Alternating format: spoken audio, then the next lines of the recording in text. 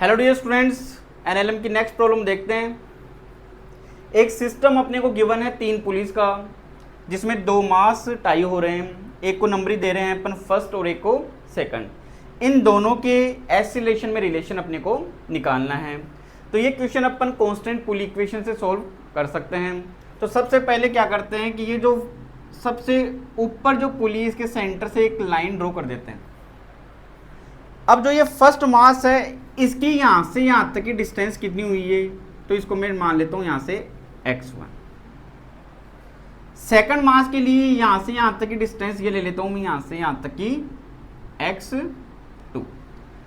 अब इन दोनों पुलिस को भी मैं नंबरिंग दे देता हूँ थर्ड एंड फोर्थ। तो ये वाली डिस्टेंस ले लेता हूँ मैं x3 और ये वाली डिस्टेंस ले लेता हूँ इस पुली के लिए x4। अब अपने को पता है एक पुली से अगर कोई स्ट्रिंग कनेक्ट है तो उसकी लेंथ क्या रहती है, कांस्टेंट रहती है। तो सबसे पहले मैं इस पुली के लिए आता हूँ। इस पुली से ये वाली स्ट्रिंग निकल रही है जिसकी लेंथ कितनी होगी, यहाँ से यहाँ तक की x1, यहाँ से यहाँ तक की x3। तो x1 प्लस x3 क्या रहेगा, कांस्टेंट। तो इसको मैं टाइम के रेस्पेक्ट में डिफरेंशिएट कर देता हूँ, तो ये निकल के आएगा v1 plus v3 equals to 0। दोबारा डिफ्रेंशिएशन कर देता हूँ तो ये निकल के आएगा a1 plus a3 equals to 0।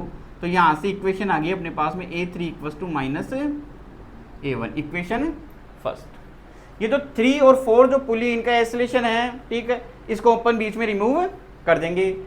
अब देखिए सेकंड वाली जो पुली है इसकी लेंथ यहाँ से लेके यहाँ तक है, तो इसको तो मैं क्या लिख सकता हूँ, इस पूरे में से इसको माइनस कर दूँ मैं, तो x1 माइनस x3। और इस वाली को लेंथ को मैं इस तरीके से लिख सकता हूँ, यहाँ से यहाँ तक की ये कितनी है x4, यहाँ से यहाँ तक की कितनी है x3।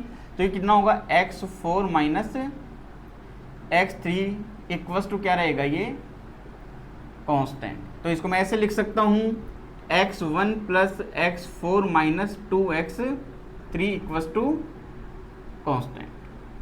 पहले वाली की तरह यहाँ पे भी मैं डबल डिफरेंशिएशन करके एसिलेशन निकाल सकता हूँ। तो ये तो निकल के आ जाएगा a1 प्लस a4 माइनस के 2a3 इक्वस टू 0।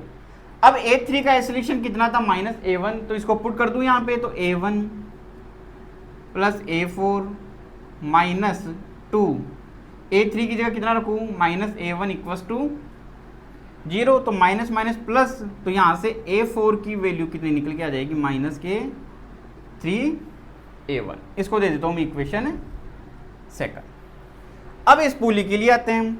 इसकी लेंथ यहाँ से लेके यहाँ तक आ रही है, तो ये वाली लेंथ तो कितनी होगी, तो पूरे में से इसको माइनस कर दूँ मैं यहाँ तक। तो ये यहाँ से लेके यहाँ तक तो कितना है x1, इसमें से किसको माइनस करूँ मैं, x4 को। तो x1 माइनस x4 प्लस ये वाली लेंथ, तो इसको कैसे करूँगा मैं, इस पूरे में से किसको माइनस कर दूँ, इसको, यानी कि x2 minus x4 equals to क्या रहेगा, ये कांस्टेंट। तो ये निकल के आ जाएगा अपने पास में x1 प्लस x2 माइनस के 2x4 इक्वस टू कांस्टेंट।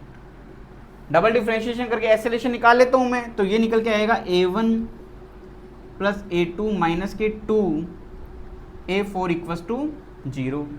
अब a4 कितना है यहाँ से अपने पास में, a4 इक्वस टू कितना है यहाँ से, माइनस 3a1। तो a1 प्लस a2 माइनस के 2a4 की जगह कितना कर लूँ, माइनस 3a1 इक्वस टू 0। तो ये कितना हो जाएगा यहाँ 7a1। तो a2 की वैल्यू क्या निकल के आई, माइनस 7a1। इसका मीन्स 2 का जो एसिलेशन है वो फर्स्ट से 7 टाइम्स है, और माइनस का साइन इंडिकेट कर रहा है कि दोनों की डायरेक्शन क्या होगी, ऑपोजिट होगी। अब इसको अपन दूसरे तरीके से भी कर सकते हैं। ये वाली स्ट्रिंग है, इसमें टेंशन कितना हुआ, T, इसमें भी कितना हुआ, T।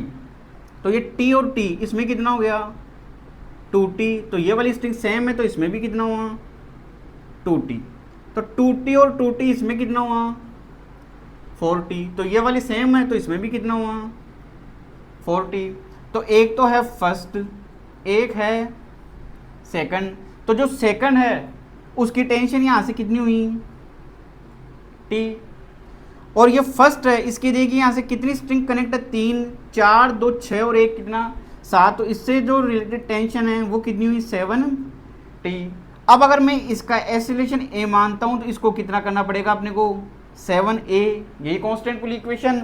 तो ये यहाँ से देख सकते हो कि जो सेकंड वाला है उसका एक्सीलरेशन देखो फर्स्ट वाले से कितना हुआ 7 टाइम्स हो गया।